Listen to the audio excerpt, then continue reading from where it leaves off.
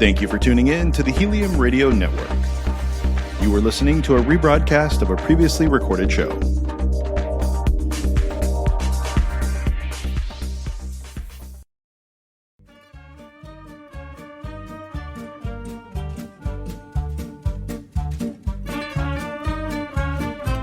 Welcome to the Insurance Sucks podcast. Yeah, we know it sucks, but you have to buy it, and you probably don't have the smarts to figure out what you need or where to find it. That's why you should listen to Eric and Daryl, brought to you by QuoteSavage.com.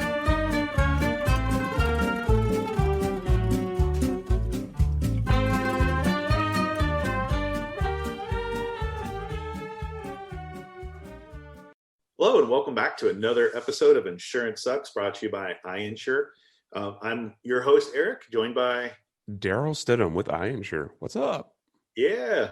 And again, we're broadcasting from the new iInsure studio. So new changes here at the Helium Radio Network, post-pandemic. We have a lovely new sponsor. So we're really happy and thankful for the folks at iInsure and bringing you some more insurance podcasts. So as always, follow us on iTunes or on heliumradio.com for all the latest episodes. And Daryl, in our last episode, we were talking about Senate Bill 76 and some of the new changes that are going to occur in the Senate, as well as potentially rate increases here for homeowners. But I know you had, before we had to break on our last podcast, you had a lot of tips and idea for savings for homeowners to save money on their homeowners insurance. Yeah. So I know you've been really itching to share some of those. So why don't you start us off here? Yeah, absolutely. So this is definitely a different tune than the last episode, right? I'm a little more excited. I love saving people money and giving them those tips. So when it comes to home insurance rates in Florida, they're obviously sky high. It's obviously a problem, but there are some things that you can do either in your home or when you're looking for a home to help kind of mitigate those costs, right? So the first things first, if you are shopping for a home, shop for a home with a newer roof. I'm talking within the last 5 years. That right there can help shave $1,000 off your premium. So why is that 5-year mark so important now? Mostly because they're, of building codes, but the newer the roof, the less likely there is to be a claim. If there's less of odds to be a claim, then the insurance company would be happier to write that policy at a better premium. But you're also looking at not having to replace the roof anytime soon. Home insurance companies right now, 10 years, 15 years is about the limit on a roof they're willing to write. So if you buy a roof with a 15-year-old roof, or buy a home with a 15-year-old roof, then you're looking at having to replace the roof within the next 5 years. Is that something you want to incur? No, of course not. But I got a couple questions for you. So, we're in the state of Florida. That's where we're broadcasting from. Is that rule of thumb specific to just Florida, or, is that pretty much countrywide? It's really specific to Florida. When people buy like a 50-year shingle, up in Tennessee, they can expect that to last for 45 or 50 years. If you buy a 50-year shingle in Florida, well, you've just paid a lot of money for a 20-year shingle. Because they, as much as we want to think they're designed for Florida, they really aren't. They're designed for the rest of the country. If you've spent a few summers here, that it's just different down here. And does that apply to just like the shingle tile roofs, or are we talking like, if I'm buying a house and the roof is less than 5 years, that rule applies to tile or concrete or metal? So if you have tile, metal, or concrete tile, you should be okay for at least 25 years. As long as the roof is 25 years or newer, you should be all right. Again, it's carrier specific and everything can change, but that's what we're seeing right now. But if you're looking at a shingle roof, especially if it's 3-tab, the ones that look like bricks on the roof, right? I would say 10, 15 years max is what they're gonna insure you for. But a good rule of thumb to save your money is 5 years or less. 5 years or less. 5 years or less. And $1,000 a year adds up. It does. I mean, it's crazy. And then the other thing too, you're looking at a new home, right? So you've got this 5-year-old roof. That's great. It's a sweet spot. Where's the home? Is it in Central Florida? Is it in South Florida? Is it in Pinellas County? Location matters. And so if you're looking to, get this great home, and you don't have to be on the water, don't be on the water. You're going to pay more, especially if it's an older home. So even if Florida, because a good bulk, like we talked about previously on past podcasts, a good bulk of Florida is at sea level or slightly above. So a lot of, at least where we're located in the Pinellas, Tampa Bay area, is a flood zone. At least a good bulk of the city or the area. Right. So does that even matter if they're on the water? I mean, do they pay higher rates even though they're still potentially could be in a flood zone if they're in the same neighborhood? It does, because home insurance carriers look at distance to coast, right? So the closer you are to the coast, the more likely you are to be hit by higher winds during a storm than you would be if you were a little bit further inland. So really it's more based on the storm impact, like a hurricane or a water spout or a tornado or something like that? Right, because you're going to get hit with the full force of the storm, whereas if you were, say, in, Gainesville, you're never going to see, the full force of a major hurricane. Really, you're not. So that's all taken into consideration. And how much does that affect your rates? Are we talking like a couple $100, a couple thousand? Thousands a year. Wow. Thousands a year. Like, if you take the same 1,500 square foot home and put them in Ocala versus you put them in Naples, the rate's going to be drastically different. I mean, you're talking less than $1,000 a year in Ocala versus maybe $3,000 in Naples. For the same house, same identical everything, brand new house, new construction, and it's just all in location. All location. Wow, that's shocking. So if you want to save on home insurance, move inland in the state. That's for sure. That's good advice. The second thing, or the third thing now, guys, is it's super important. During your inspection period, once you're already under contract, make sure you get a wind mitigation inspection. This is what insurance carriers use to see what kind of it's the windstorm protected devices, right? So, how new is your roof? Do you have, wraps over your trusses connecting the trusses to the house? Are they just toenails? Do you have hurricane impact windows and doors? Things like that. All of that's important. Also apply to like your outside. So for example, like your air conditioner, if it's on a concrete pad that's anchored down, that kind of stuff too? Nah, they don't care about that. Strictly the house. Strictly the house. Okay. Strictly the house. Because, replacing an AC unit isn't a big deal. Replacing a roof, that's a big deal. Yeah, it's a lot more expensive. A lot more expensive. And the AC won't fall, it won't usually be outside of your deductible. So you're going to pay for that out of pocket anyway. So the insurance company's not paying for that. So obviously, if you have a newer home and you have the wind mitigation inspection or the survey, done by the home inspector, obviously you get a discount then if you have a lot of those devices installed? A very big discount. So, it takes into account roof shape. So is it a gable roof, a flat roof, or a hip roof? And it's radio, so it's hard to illustrate that to you guys, but you can Google it and see the difference. Is it because like a certain type of roof catches breezes or is easier to be ripped off in a storm? Is that kind of like what the logic is? Yeah, so gable roof is the roof that you're used to seeing. It comes to a peak with a big flat wall on the side, right? On the side of the house. Kind of like what's on a barn, for example. Right. And then a hip roof, the roof line is just above where the wall ends, and it's even the whole way around the house. So kind of like a box. Kind of like a box. So the gable roof is going to be exposed to the wind a lot stronger. A lot longer, and it's going to be more likely to be ripped off the house. Whereas a hip roof, you're not getting that uplift effect so much. It's more likely to stay on the house, and that's what we're looking for there. And then obviously, if you have like the straps, like you said, whether they're toenailed or you have straps wrapping the trusses and things like that, like internally, like actually in the, I guess you'd say in the rafters is where that stuff would be. Yeah, so it's where the wall meets the trusses for the roof, right? So do you have toenails, clips, wraps, double wraps? Is it, if you're in a concrete home, are they structurally bolted to the walls? All those come into play. I will tell you this, if you're looking at a home that's 2002 or newer, you at least have clips, you probably have wraps. If your home was built in the 90s after 94, you probably only have clips. If your home was built before 1990, you're almost guaranteed to have toenails. Gotcha. So is that something that someone could upgrade or update to save on their, like, so say I have an older home built in the 50s and I'm in Florida and I hire an inspector, he comes in and tells me all the stuff that's wrong. Could I hire a contractor to come in and wrap a truss or do something extra to help decrease my homeowners? So yes and no, depends on the house. Some of the older homes here in the state they don't have access to the trusses. So you can't do anything about it. You're kind of stuck. Got it. homes built in the 90s, typically it's so stupid. They'll have the wraps, right? But they'll only have 2 nails in the actual wrap itself. Building code The wrap is useless. right. Building code requires 3 nails to make it a wrap, so you get that discount. So they're put in more nails even if you have the wraps. right, and they can go back and do that. They can go back and do that if you have the wraps. They'll go. There are people and businesses that their sole job is to go to these houses and put that 3rd nail into all the wraps. Man, what a business model there.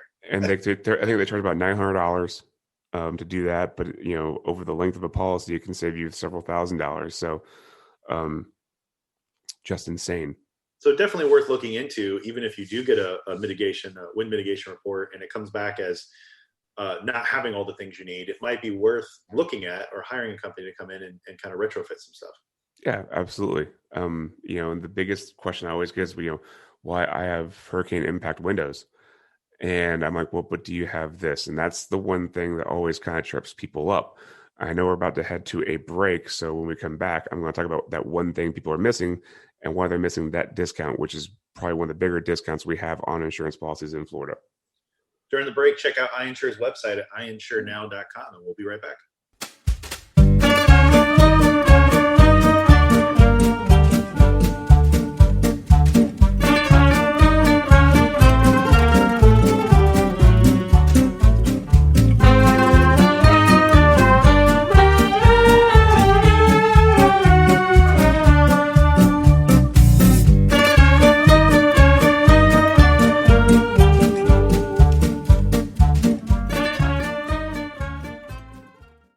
Welcome back from the break. You're tuned in to Insurance Sucks on heliumradio.com. I'm your host, Eric Rummel, joined by Daryl Stidham. And check out his company, iInsure. They're a great insurance carrier or policy. What would you call it? I guess you're an insurance agency. Agency, brokerage, superhero, whatever. It's all good. Yeah, you wear a cape. He walks around the office in his lime green suit. So I'm just kidding. His color is lime green. But it's pretty cool. His office is nice and bright and colorful, so go check it out. You can check out his website, iInsureNow.com, or visit, 813? Our phone number is 813-600-5900. And so there's no confusion, it's iInsure like iPhone, not like iInsure like EYE. Yep, right? Definitely got to spell that right. Yeah, iInsureNow.com like iPhone. So before the break, we were talking about, you gave us some really great tips on how to save money on your homeowner's insurance. So we had, first one was get a roof 5 years or younger, if you can. Location matters when you're buying or building a home. Making sure that you get a wind mitigation inspection, which is, we learned, very powerful. But before the break, you had mentioned windows or doors. So is there something we need to know about those?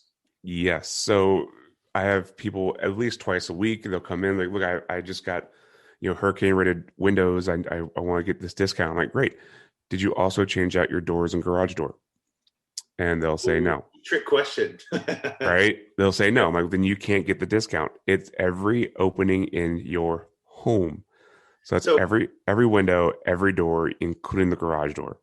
So let's back up a little bit. So for the folks that don't live in Florida, that could be somewhere out in another part of the country and never lived through a hurricane, what is a hurricane rated window, first off?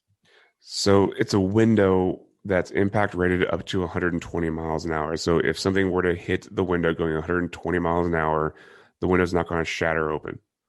Okay. It doesn't matter what that is. It could be a pebble or it could be a suitcase. It doesn't matter. As long as something hits it, it has to be able to retain or with, I guess, what's the word I'm looking for? To resist from breaking. Right. Now, is it foolproof? No, but it gives you better odds. I know several people that have hurricane-rated windows. They don't board up.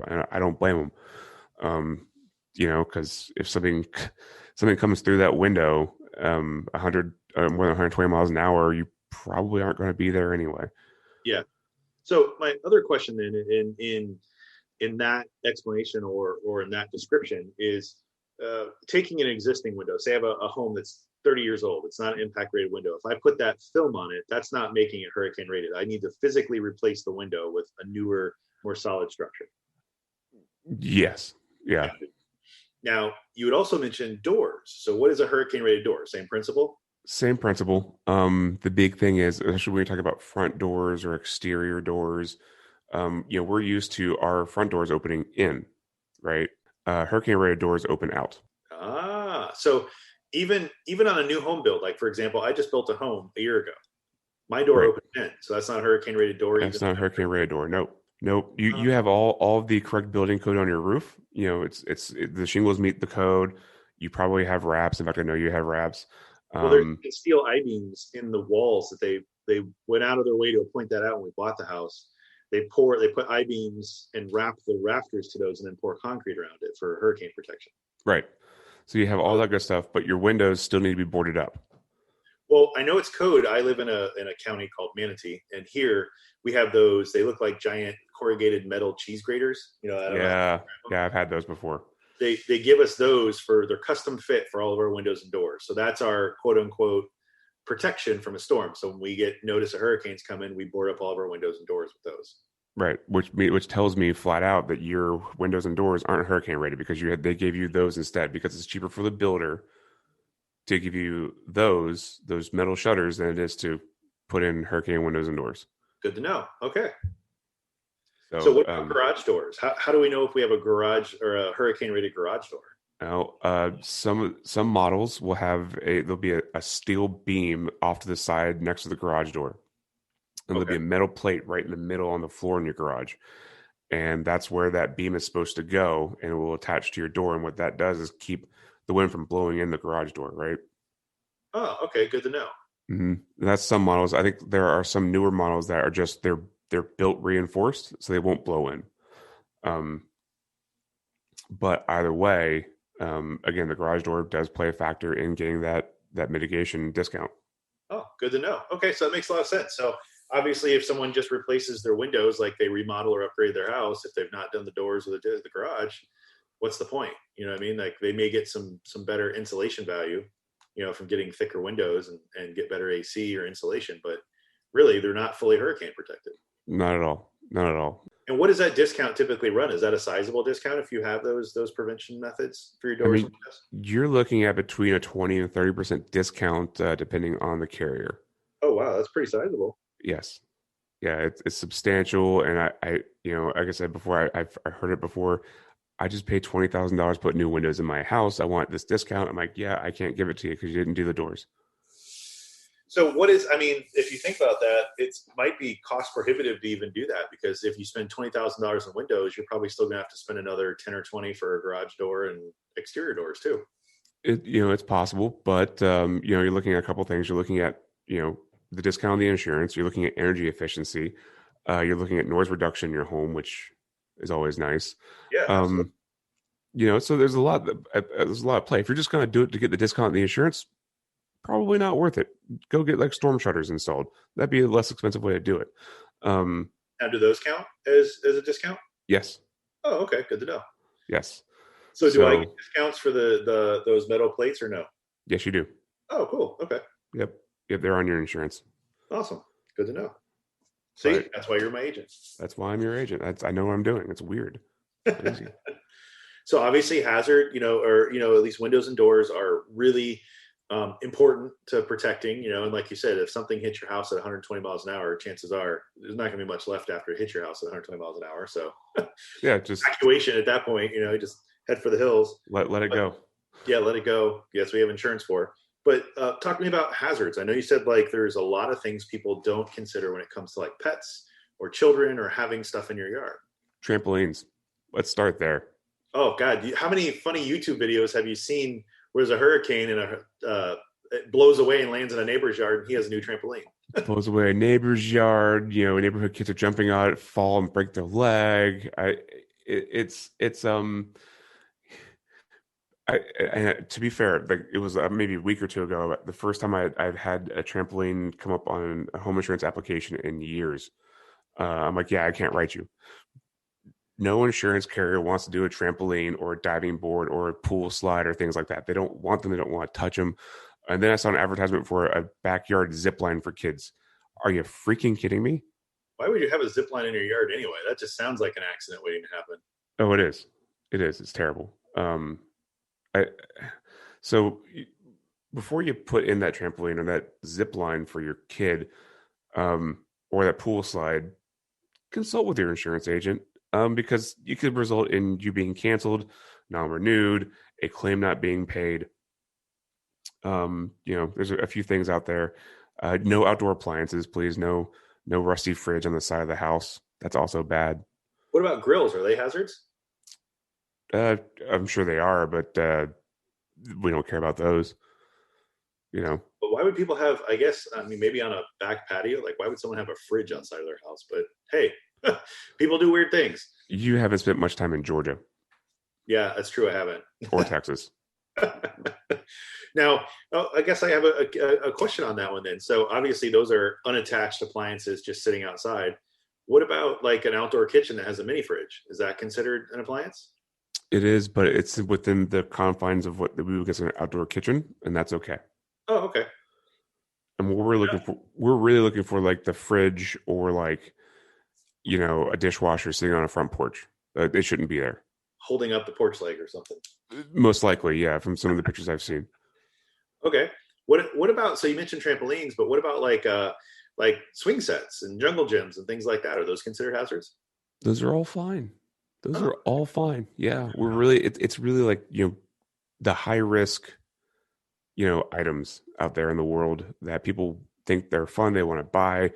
And if that's your idea of a good activity, go for it, but it is not what the insurance company wants to insure.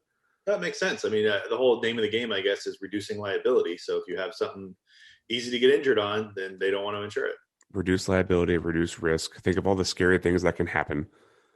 And, I have the sweetest dog on the planet, and I get nervous when I always hear stories about dog bites, you know what I mean? And things like that. So we made sure to insure, you never know, just in case something happens, like a stray dog wanders on our property and attacks our dog, or someone wanders on the property and she feels like she needs to protect us. People don't think about things like that. No. And your golden doodle is just a sweetheart. I love the fact that you have to be carried like a baby. I think that's, fantastic. You're more likely to get licked to death before you get bit or attacked. That is 100% accurate, but you do have that liability on your policy. And the fun thing is it doesn't cover just, your dog. If you have a neighbor who's walking his dog on your property and that dog bites another neighbor, well, you're still liable. That's insane to me. That's crazy. Yeah, we'll talk to John Morgan about that one. But you're still liable, so your policy will still cover you, because the neighbor's dog bit someone else on your property. It's good to know, and people don't think about that, and at all. A lot of people don't think about that. Like I live on a corner lot, and I probably at least 5 times a day have people walking their dogs in my yard. Yeah.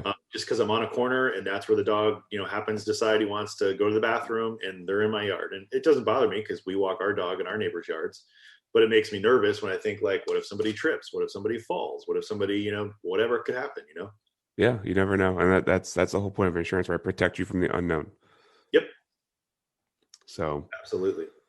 Well, do you have any other tips for us before we wrap up? Yeah. So if you're looking for a new home, or you have a home and you're looking at and you need flood insurance for the mortgage, or you want flood insurance and you're in a flood zone, make sure you have an elevation certificate. What's that? So that is a survey done on the ground to tell the insurance agent how high above the base flood or how low below the base flood elevation that you are, and that impacts rates. Oh, okay. I think the county made us raise our lot up a certain height when we built here. Mm-hmm. Yeah, they will, because they're a managed community, and the newer communities are doing that, which is great. But there's a lot of old houses here, and around the country, that they're old. Like I'll give you an example.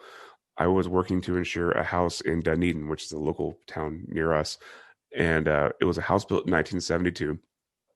It was slab on grade. It was selling for $1 million, but the home itself was, worth about $250,000. It was 14 feet below the base flood elevation. Oh my gosh! And it cost $53,000 a year to insure for flood insurance. That is insane. Whereas if it had been elevated to 14 feet, now obviously in 1972 they didn't do that, but if the new houses around it were all elevated, if it had been elevated to 14 feet, the insurance might have been $1,000. So literally the only way to do it is either pay the rates or tear the house down and rebuild it. Yes. That's insane. welcome to Florida. Pay for the sunshine. That's crazy. But I mean, it's things you don't think about like that, because who would have thought to ever look at that when you buy that house? Nobody. They're like, oh, I like the house in a good neighborhood. It's a great price. Let me go ahead and get it. Well, that's also why you need to have a good real estate agent who's going to do that for you and say, hey, just so you know, this is in a flood zone, and that rate could be anywhere between $600 a year to $60,000 a year. We don't know until we get that certificate. Yeah, and that's the thing that a lot of Northerners that are moving here probably aren't thinking of either. You know, they're selling their home, trying to get out of the cold weather or save on taxes, and they don't realize, you know, that the insurance here can be killer depending on the flood zone. Right. And you don't know. And there's a lot of homeowners that don't have the elevation certificate because they've owned the home for 30 years. They never needed it. But if you're buying a new home, you know, that home, you need it.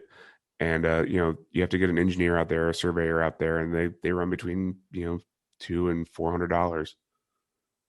That's crazy. I mean, I think it's always good and important to have a survey, at least if you know one currently. Like, I mean, case in point, I have a friend of mine who lives in the area here, and they just spent the better part of 3 months re-landscaping their entire yard themselves. So they put, they have a back patio and with a pool, and then what we call here locally a cage, you know, like a bird cage, a screened enclosure around it. And they wanted a little bit more privacy because a lot of their foliage over the years has like died, or it just doesn't fit in their yard anymore. So they planted a bunch of bushes in the vicinity of their patio, all the way around their back patio and their side yard and their front yard. After they spent a ton of money and 3 months doing it themselves, the 93-year-old neighbor that lives next door walked over and said, hey, I think you planted all those bushes on my property. No. And that's exactly what he said. No, they're on my property. They're right here. So now he's having to go back because the home was built 30 years ago. Nobody has a current survey. He has to go out of his own pocket, hire a surveyor to come out, mark the property lines, do an actual survey so that he can prove to his neighbor, who's now getting nasty about it, that they're his bushes on his property, not on hers. Why can't people just mind their own business? Yeah, well, I mean, not to sound insensitive, she's 93. But what does she care? I mean, they're bushes. I'm sure they look fine. Why bother? If he's willing to take care of that yard, then so be it. Yeah, but the thing is, nobody's property line is that close. I mean, you don't, even in Florida, you don't have, I mean, they're a foot outside of his screen enclosure. So they're, I mean. Yeah, there's no way. 2 feet from the edge of his patio. So they're on his property, clearly, but he's having to get a survey to pay for it to prove that they're not. And I'm like, that's just insane to me. Yeah, but no. That's the nature of the business. You know, when you don't have a valid survey, like you said, get a survey. Oh, and for all you people out there up north and around the country listening, thinking that you want to move to Florida, home ownership in Florida is just a gift that keeps on giving. Oh, absolutely. It's a whole another level. So do yourself a favor, rethink that idea. Maybe go to Texas. Oh, maybe not Texas. How about Arizona? Arizona's good. Yeah, there's a reason why we keep showing up in the news like a Florida man does something crazy. Yeah. Or all the crazy people move to Florida. Yeah. So just think about it. Look at the bright side, Daryl. For you, that's job security, because crazy people need insurance too. And their rates are usually high. So yeah, I'm in. Well, again, this has been another episode of Insurance Sucks, brought to you by iInsure. Check out their website, iinsurenow.com. I like the iPhone, not EYE. And Daryl, what's your phone number one more time? That's 813-600-5900, 813-600-5900. And as always, you can catch us on heliumradio.com or iTunes or wherever you listen to your podcast. Thanks for tuning in. Until next time.